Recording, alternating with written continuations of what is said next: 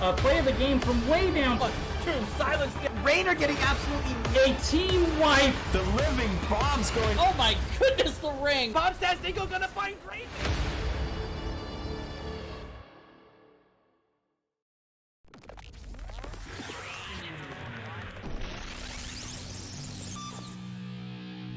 Oh, the life finder keeps Maev up. It was going to be a close thing. And healing, what? Get out of no! No! Triple stun again. Big flanks coming out from the Blaze. It's a death metal though. Death metal into the double, triple kill.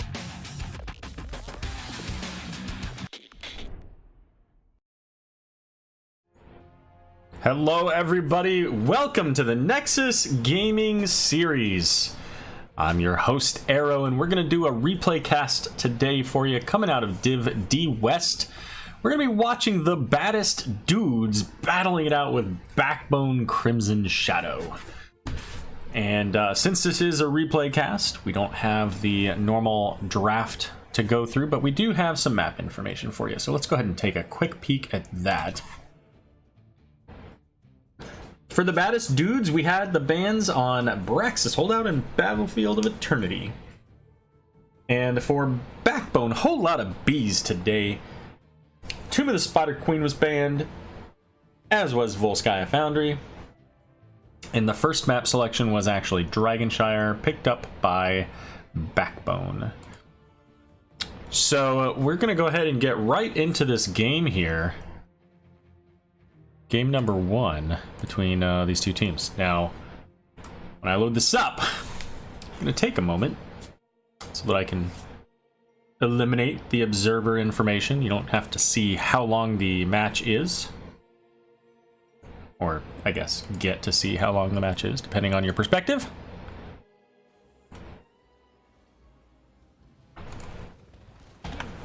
There's that and that. And here we go. Getting into game number 1 here right away. Let's introduce our team, shall we? We've got on the left the Baddest Dudes, right? I think we do. Yes, indeed we do. We have Cactus Ham on the Sylvanas, Tudimos on the Malfurion, Rondertaker on Johanna, Savior 123 on Junkrat, and Zigo on Rexar.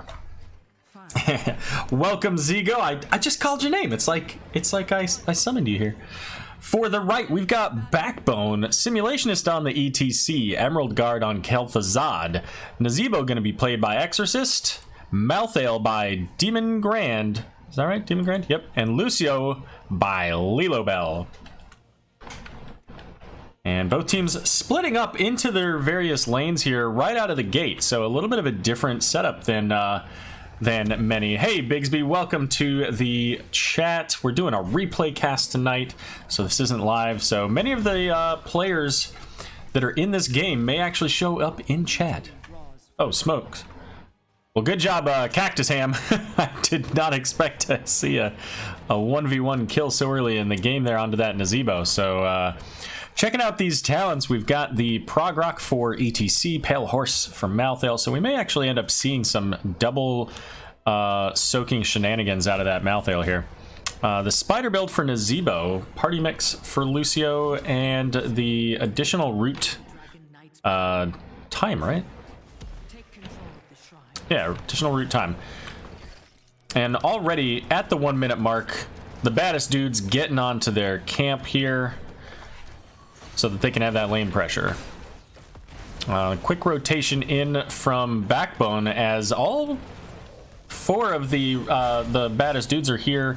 Although I guess, yeah, ETC's coming in behind now. Johanna is, I don't think she's got her Iron Skin for another moment here, so, but Malthael in the back there doesn't have all those talents to keep him nice and healthy yet, so he's going to be the first kill of this fight, and it looks like ETC and Lucio going to go down as well. So Rondertaker able to make it out of that alive, surprisingly. I thought he was toast, and that's actually going to be a 4 for nothing on that camp invade. Take a look at the other level 1 talents here. We've got the Flare from Rexar, giving him the extra vision in the top lane. The longer range for Junkrat, Laws of Hope, and is that attunement, celestial alignment. That's what it is, not celestial attunement. And then, oh, Nazebo, you're killing me, buddy. I'm sorry. Actually, I guess they're killing you. That's unfortunate. Well, already here, Junkrat gonna be able to pick this up. We do have Malthael on the siege camp, but look at how much damage they've already been able to pick up here in the bot lane. Of note, Sylvanas taking possession, not Merc Queen, so will not have the additional damage from mercenary camps, which, you know, is important to be aware of on this map, especially because there are so many camps coming in the bot lane. A siege camp and a bruiser camp in the bot lane can, with Merc Queen, is a scary prospect. And I like what they're doing here, taking the Dragon Knight into the top lane. You don't often see this kind of split push setup where you've got the Dragon Knight going into arguably the least valuable lane, but with the Sylvanas, they get the somewhat free fort, and in theory, they could even push more when this siege camp goes down, because they can see all of the heroes up here in the top lane dealing with the Dragon Knight, and only a Malthael in the bot. But instead, they're going to get set up to do the Bruiser camp once the Kel'Thuzad is... I'm sorry, once the Dragon Knight is done there. And we're going to see Malthael coming in, scouting this out. And he's going to go ahead and make his way back away from this. So, interesting to note, we did have the Nazebo swap lanes with Malthael.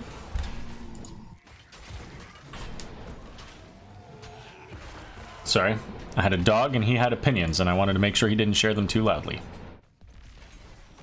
So Malthael getting booped over that wall is going to be another kill here for the Baddest Dudes, coming out very strong in this early game with all of these camps, and really good positioning on the concussion mines to get the kill onto that Malthael there. Sorry. Yeah, I mean, he actually wasn't that loud, but it was, you know, since I was talking, it picked it up, I'm sure. So, level 7's now online for both teams.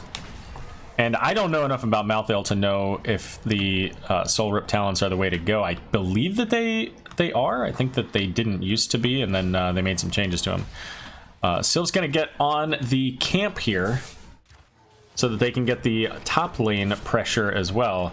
As we did see Backbone picking theirs up, and of course Kel'Thuzad getting some free stacks here out of the Misha. Misha being a little bit easier to get the chains onto than some other heroes. Let's see, so level 4, that's an interesting talent. So level 4 for Kel'Thuzad here, taking strip shields. So really, I mean, he gets a shield, which, you know, there's value to that.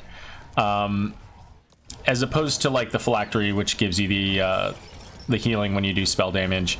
I don't know if he specifically took that to counter the Iron Skin, because I don't know how that interaction works, because you can't pull, but I guess if you get hit by it. But Nazebo in danger here as Johanna and Sylvanas chasing him down, and Exorcist is gonna get saved by the ETC there. And makes it away safely here, away from that Johanna and Sylvanas in the bot lane. And now, Baddest Dudes are able to at least threaten with this Dragon Knight, but with 3 members of Backbone here, it's going to be very difficult for them to pick that up, as ETC does pick up the bot lane. Temple, Shrine, whatever it is. And Malthael plus ETC against these two, probably a little bit better, a little bit more even balanced fight than just the Nazebo. But level 10's now here for the Baddest Dudes. We've got the Twilight Dream, Wailing Arrow, Blessed Shield, Riptire, and Bestial Wrath here. And it looks like this top fort's going to go down thanks to that Bruiser camp picked up and the Rexar. There it is. And Junkrat not doing a whole lot here in the middle, just able to keep the XP going. And now level 10's available for Backbone, so we'll see if... Okay. That's an aptly named Riptire there, as sending back Malthael to his graveyard. But anyway, so the rest of these talents here. So we've got the Sound Barrier out of Lucio, Shadow Fisher for the Kel'Thuzad, Last Rites for Malthael. We did see that Haunting Spirit from Nazebo, And ETC now picking Mosh Pit is going to get the Mosh onto 2 down in the bot lane, but there's, I mean, that was really just a pause button to probably to keep Simulationist alive. I imagine that he was using that to get his cooldowns up so he could power slide away. So a 2-minute cooldown in exchange for not dying. So okay, I mean, in some cases that's worth, in some other cases it may not be. But a big chain coming out from Kel'Thuzad onto Malfurion, ultimately only able to kill the Misha, but gets the quest completed. So now 75% additional spell power, and Kel'Thuzad gonna be a real threat here. Getting those chains onto 2 targets and a root can suddenly turn one of these heroes, especially one of these lower health heroes like the Junkrat, Malfurion, Sylvanas, into a puddle of goo. Just like this. Look at how much damage that is. I believe I just said that one of these lower health heroes could just be obliterated, and that's exactly what happened. Apparently, Lucio being caught up here in the top, but now Junkrat is picking up the Dragon Knight, so the second Dragon Knight coming over to the Baddest Dudes. Emerald Guard really putting on the brakes on this team comp here, as without the Sylvanas, they are a little bit light in the damage. Also, in case you didn't notice, I've never seen this, take a look at the top of your screen at the Junkrat bar, but here's another pull in, and this time it's on Johanna. She still gets very low, but the last rites does secure the kill. The Nazebo Spirit coming out, getting a lot of damage in there as well. But just a quality of life thing. Take a look at the top of your screen there with the Junkrat, and you'll see it actually rotates between Junkrat and the Dragon Knight. I had no idea. Now, I don't know if that Shadow Fisher hit the Dragon Knight, but it should actually work here. We do see a mosh pit in the back, but didn't hit anybody. But Junkrat is going to be another kill here. Emerald Guard able to pull him in and finish the job after he hops out of the Dragon Knight. Huh. You know what? I've never noticed that. I've always, you know, because in game, of course, you can just look over and you'll see the player portrait next to the dragon, but, or at least on the side. So we got both teams picking up their siege camps. And I like that they're getting the bruiser camp here for Backbone, keeping the pressure up.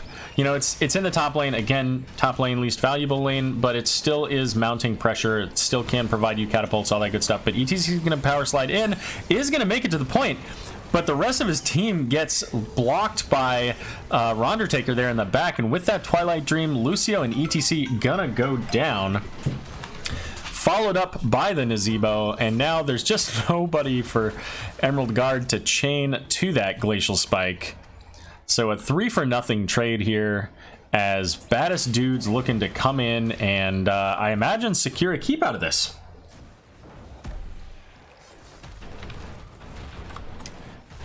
Malthael doing his best to keep soaking as level 16's online. I'll pop that up for the Baddest Dudes and 13s for Backbone. It looks like Malthael hasn't yet taken, well, there it is, okay. Now it takes the level 13. So that is going to be a keep, and we'll see how much more of this they look to go for. They do still have this bruiser camp full and healthy, and that's what they're going for. So Malthael's in the top. They still have a 5v4. They have Riptire, and that looks to be the only thing really available. I mean, the Bestial Wrath, but that's not it's not going to lock anybody down or cause any significant chaos. Looks like they probably lose the top, and of course Sylvanas thing, so maybe they don't lose the top. Can she clear them fast enough? Looks like she can. Fair enough. Sylvanas comes up and saves the top fort, just barely.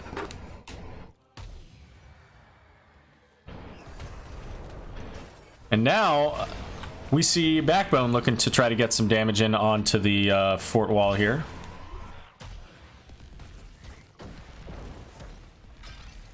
What else do we got going on? Malthael double soaking like a boss, as he does. And Sylvanas and Malfurion picking up the top camp, so doing the exact opposite of what Red did just a few moments ago. Here comes the Wailing Spirit. Ravenous Spirit? Ravenous Spirit, not Wailing. Alice, come over here. And here comes a mosh, but it's onto the Johanna, who uses that Iron Skin Condemn to interrupt the mosh. Full cooldown, but there's the pull onto that Glacial Spike, and it doesn't matter how healthy you are. Kel'Thuzad sending it back. Rexxar did get caught by the Malthael up in the top lane, and that Riptire bringing Kel'Thuzad down to half. Oh my god, guys, come on. Get over here. Shush. All right, I got one dog on either side here, guys. They're rooting for different teams here, so just so you guys are aware, Al is rooting for the Baddest Dudes. Alice is on the opposite side, rooting for Backbone Crimson's Shadow here. Both teams picking up a fort, it looks like. Sylvanas is going to help them shut down the middle, as Backbone makes use of their wave to bring down the bottom fort here. Al's your dog. And interestingly enough, we see Tudimas there holding the vision through the delta. Here you go, Zigo. I got this for you. There's the good boy right there. Yeah, that's his opinion right there. He knows you're talking about him. So Backbone does have the Dragon Knight channeled here, so they just need to keep the Baddest Dudes far enough away, but Rexxar is going to pick it up in the top. Sylvanas down in the bottom with ETC. So not able to pick up the Dragon Knight, as there was enough stall there to keep them off. And now we see in the bot lane here, ETC, Nazeebo, and a Siege Camp getting close in to this keep, so looking to equalize the pressure. We see pings up in the top lane, and I imagine that we're going to see another kill here. Lucio probably going to be the second kill, traded out there for whatever damage they can get out of this. I'm kind of surprised to see the Ravenous Spirit being used on the structures. It doesn't do that much damage. But Nazeebo used that zombie wall. Guys. Man, guys, they really have opinions about your game. But they're going to get caught out by the Misha. The stun onto ETC and Nazeebo, and it's looking pretty bad for Nazeebo, but the Mosh Pit does get the damage onto the Rexxar. Does Rexxar go down? Nope. The big chain there keeping Malfurion locked down, so ETC and Kel'Thuzad, in theory, should be able to make it out of this if, well, never mind. I was going to say if Simulationist uses that face melt to knock him back and power slides away, but instead, he power slides in. And now Emerald Guard, you know, what did Rondertaker take at 7? He took Blessed Momentum. Is that what that's called? Yes. And there we go. Dragon Knight being picked up by the Baddest Dudes, and I believe, yeah, that is Rexxar in there. 2 heroes down for Backbone. And this is a level 20, 15-minute Dragon Knight. So this, with this advantage, we could see the end of the game right here. But don't count the fact that they do have a Kel'Thuzad. I mean, Kel'Thuzad could pull one of these low health targets in, and suddenly this game is in a good spot. But it looks like Kel'Thuzad misses with his chains. We see the Twilight Dream going out and ultimately securing the kill onto the Kel'Thuzad. In the back here, also Malthael going down. Riptire hitting that core, bringing it down to 20%, 10, and 0%. The Baddest Dudes picking up game number 1. Taking a look at the stats. So 20 kills to 5, very much in favor of the Baddest Dudes. Really playing it quite well here. Watch the KTC. Yeah. Yeah, I mean, there have been moments where, you know, you go to the core and you're like, oh, we got this. It's a 5 versus 1. And then suddenly Genji deflects and kills everybody thanks to Li Ming's Disintegrate. Or, you know, my own personal experience was a 5-man contagion that just ended up melting our entire team. Good stuff. So we do have the talents up here. So, you know, for those of you at the Baddest Dudes, make sure you remind Savior 123 about that level 4 talent, 34 stacks at 15 minutes into the game. probably could have gotten a little bit more value from another talent, and of course it's a little bit harder to get those stacks when you're going to be in the Dragon Knight. Which he was, I think, twice, so it is what it is.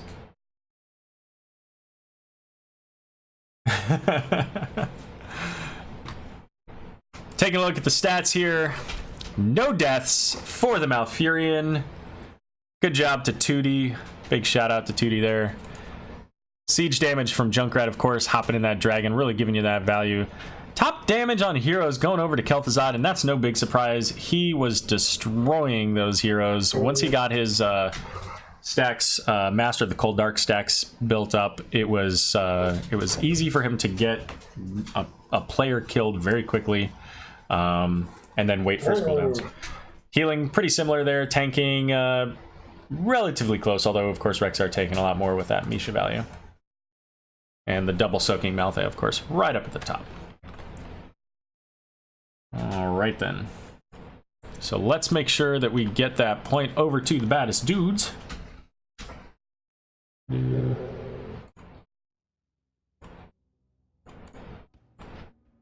right. So game number 2. Let's take a look at where we're going here. Game number 2 is going to be on Alterac Pass. Might have to move them into the other room.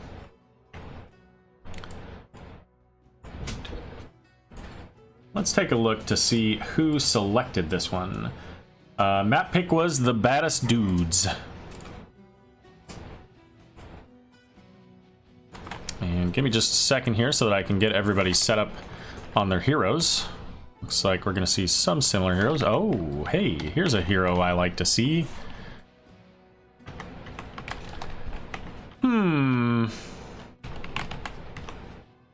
This is an interesting setup.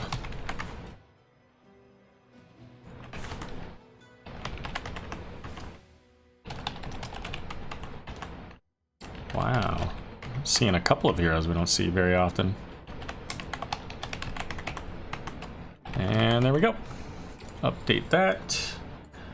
All right, we are all set for game number 2 here. Alterac Pass between the Baddest Dudes and Backbone Crimson Shadow. We're already halfway through this cast. We practically just started it. So let's go ahead and hop into this. Get this game loading here.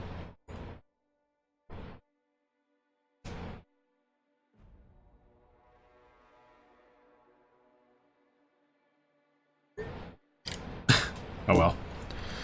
Had somebody calling earlier, as you may have heard, and so I figured I'd let them know that I was mid-cast. Unfortunately, mid-cast auto-corrected to mud-cast. Oh well. Alright, we're all set up in the game. Let's check out game number 2 here at Alterac Pass.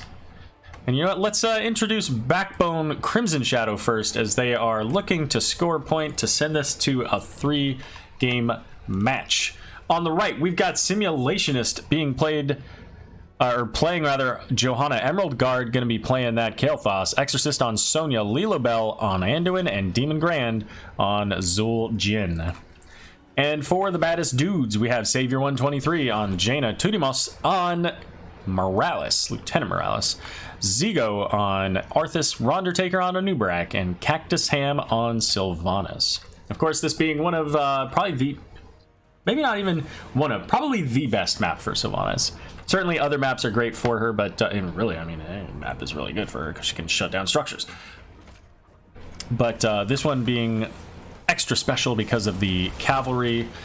So out of the gate here, so a little bit different build for Sylvanas, but we see that route going out onto the Morales. And keeping in mind, of course, that Morales, unless she picks up a talent for it, can't really heal herself. So...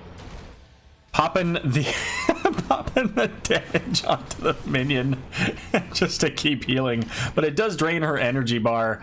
But it was kind of humorous to see Simulation as they're just throwing that flail onto the minion as Morales just out healing it. And 1 minute in the game, we're going to see Morales and Sylvanas coming over here to pick up this Knoll Camp. Other talents here, we see Iron Skin instead of the Laws of Hope, Bold Strategy, and of course the Mana Addict, Headhunter, so things that you expect to see out of these heroes. Super minion, no doubt.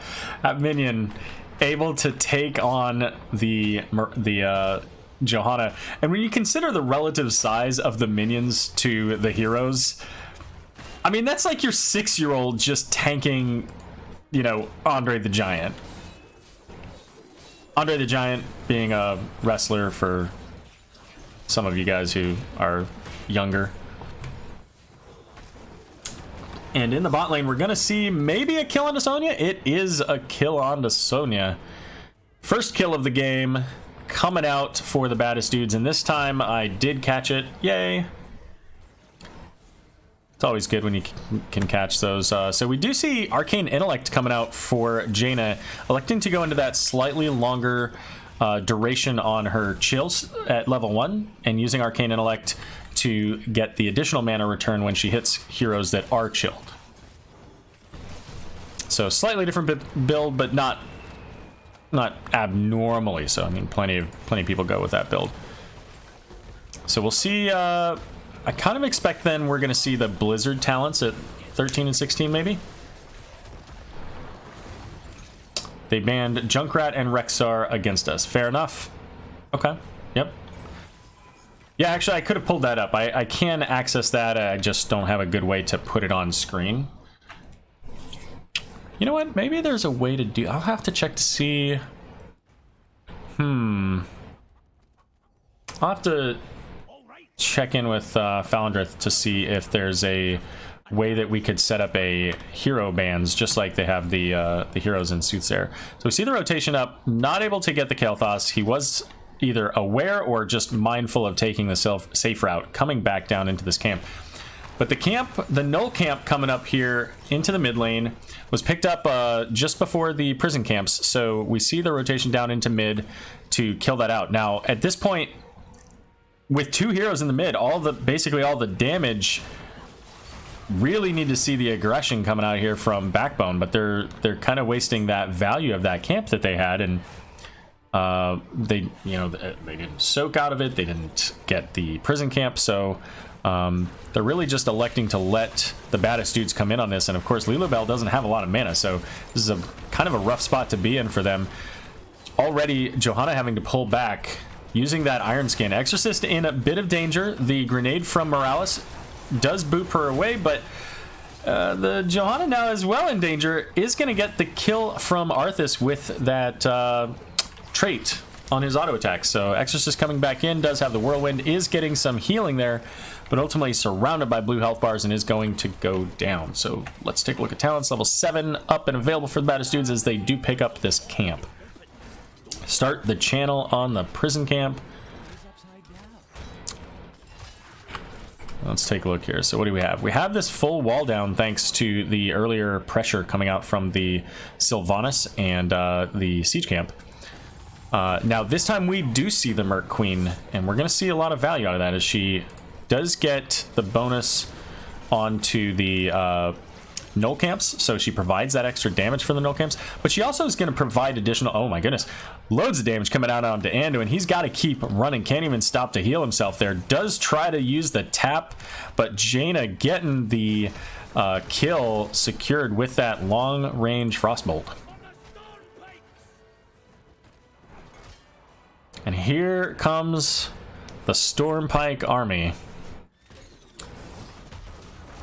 Big damage coming out of the Zul'jin and the Root securing that kill. Morales getting credit for that one.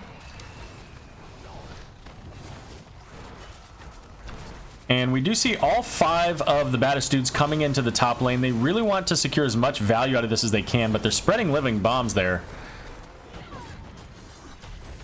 And Tudimus trying to keep them all nice and healthy, fairly low on energy. We see the Sonya going after Sylvanas here, and uses that spear to stun Cactus Ham.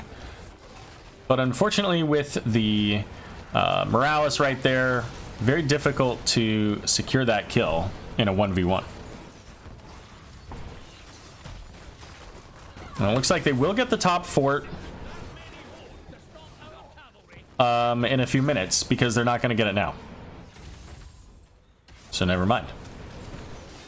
Bottom lane, however, is going to go down as Zul'jin just doesn't have the wave clear to be able to kill all of these minions. And just a Nubrak going to stick by here as Sylvanas and Arthas heading over to the camp, working on getting this null camp going as quickly as possible. And Nubrak almost caught there, but is able to make it away to live for one more day. Kael'thas and Zul'jin now heading over to the red null camp as Johanna, probably in danger here, doesn't have Iron Skin, is very slow. The boop back from the grenade, and that is going to secure another kill. Johanna very far forward there. We do have the ultimates up here now for the Baddest Dudes, and this is exactly what I was thinking that they were going to be looking at. Is they don't necessarily have to juice Pyrus, but getting the value on this map to get around quickly using that Sylvanas and just being able to shut down structures and get structure damage, that's going to provide them so much value, especially when they, you know, go as a group. They've got the opportunity to get one boss, flip over to the other. The map isn't so large. It's not like, you know, Cursed Hollow or something where you can only get about halfway across the map. It's certainly small enough you can get most of the way, if not all the way, from one to the next. And they certainly have enough damage to do these quickly, but right now it's just Arthas and Nubrak getting chased down by 4, but Arthas with that Eternal Winter, I think is what it's called. What, Tempest something? Frozen Tempest, there we go. Able to slow everybody down behind him and keep the Nubrak safe as well. We've had a few, not a lot. And the leap going in onto Sylvanas, but ultimately Cactus Ham able to use that Haunting Wave to sneak away. But Simulationist behind here, I don't know how that happened. Able to walk away with tens of health, but oh no! Oh no, tagged the boss, and the boss did the kill. Oh my goodness. So close. And here comes the medevac, getting them into this point, gonna be able to help them secure this pretty quickly here. Now, medevac is a 60-second cooldown, so it's less time than the channel on this. So they're not gonna be able to, say, for example, you know, pop off to the boss right before the end of this channel, which they certainly could do if they, you know, hadn't used it to get down here.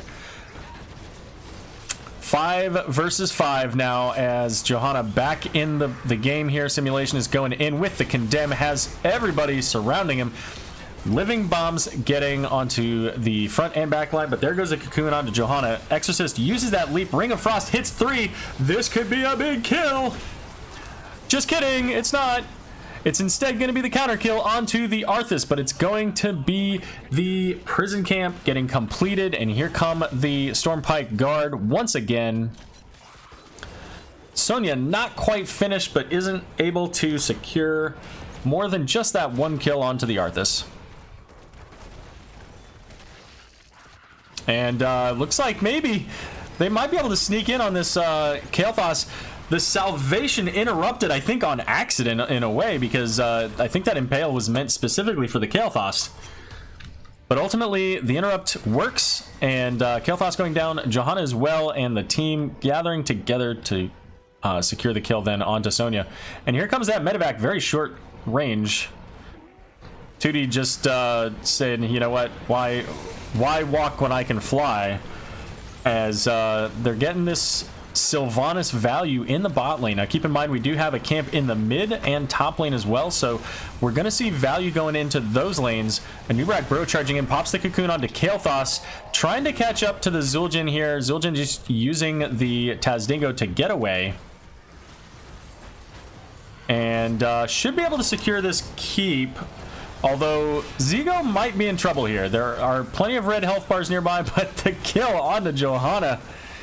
And the Army of the Dead keeping Zigo alive, slowing everybody with that Frozen Tempest. Ring of Frost doesn't quite hit anybody there, but Lilobel does get caught by the Arthas. Anduin going back to the graveyards. 2 more kills in Kael'thas and Sonya. Is this the end of the game?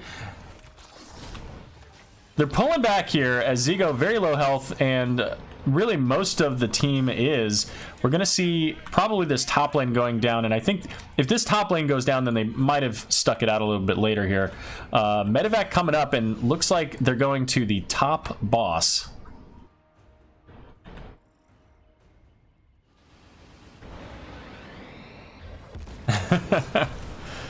So there you go. 2 keeps on that push, and now level 15's online. I forgot to pull up level 13, so we do see, instead of the Blizzard talents, which I thought we'd see from Jaina, we do see the Icy Veins, which is the more common pick.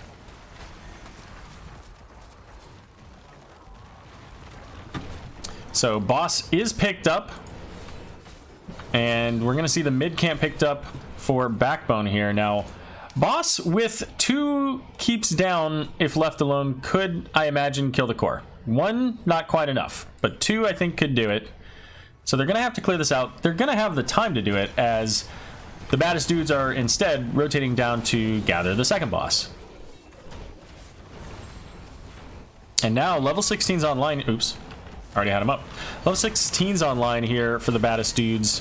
So interested to see if they look to go for the game with this next boss play that they've got coming in.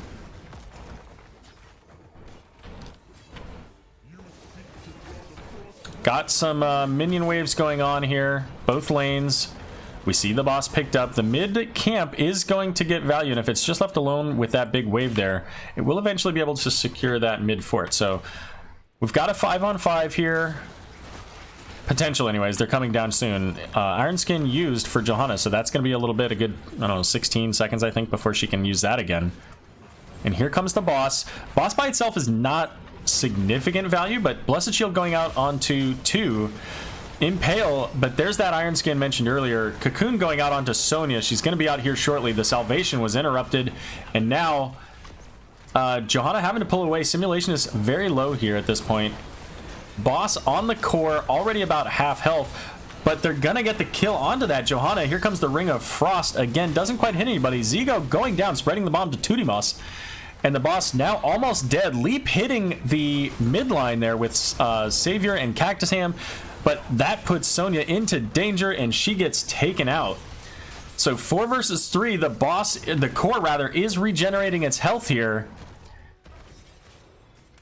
and this looks like it could be a successful defense, maybe. Zul'jin does have his Tazdingo, so ultimately Cactus Ham being taken out by the boss. There's the Tazdingo trying to finish off that beetle, not quite able to do so, and now it's just the Jaina and Anubarak with the Morales here. Johanna going by herself, chasing after this team. I don't like this. You're down level 16s.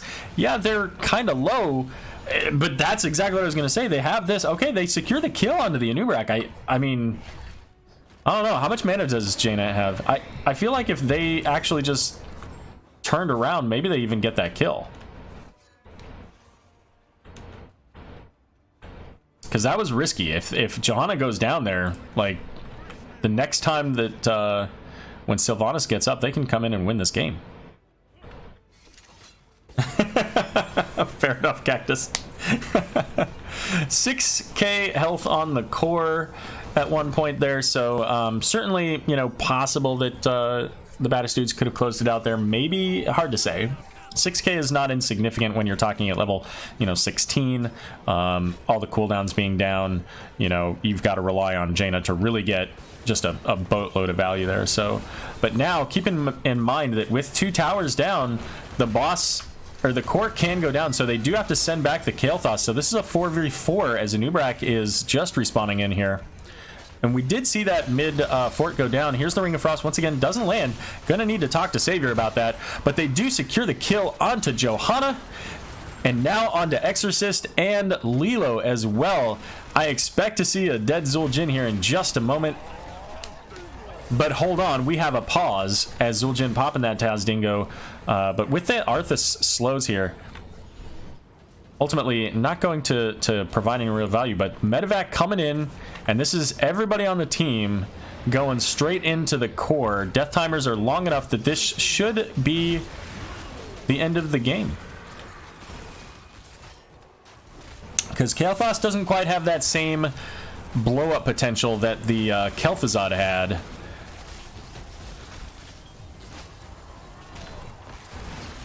So it's not as dangerous for them, but Johanna coming back in does pull him in. Arthas is very low, but Morales keeping him alive with that green beam of energy. Rondertaker able to stay alive. I was going to say might go down here, but ultimately that's going to be game number 2 for... I bet it did. Game number 2 for the Baddest Dudes. So a 2-0 victory for the Baddest Dudes here in this Division D West matchup. Taking a look at the stats, 22-5. So I think last game was 20-5. So you guys upped your wins on that as far as the kills. In game number 2, the 0 death mark, Tudimos and Savior. So you know what? Savior may not be able to hit a Ring of Frost, but Savior can stay alive. So good job on that. Let's see. Siege damage going over to Kael'thas. In fact, most of the red team putting up the numbers there. Even the Johanna sitting up high on that mark. In fact, dead even was Zul'jin. Hero damage going over to Sylvanas. And, of course, the Morales bringing the heals. There you go. Talents. Neither team getting quite to level 20.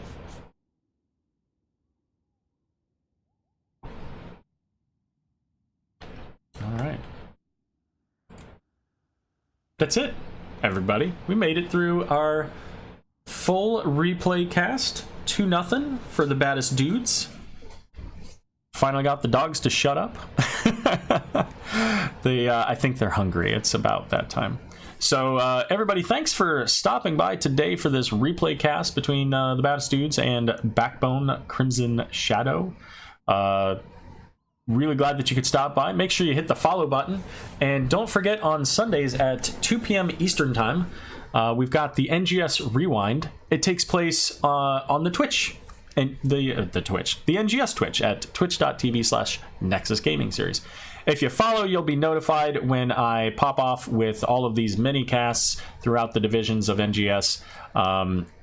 Generally speaking, later in the week, if it's early in the week, I have to do it later, 11 or later for Eastern Time, and there just aren't that many games. So, but if you follow, you'll be able to be notified of those things.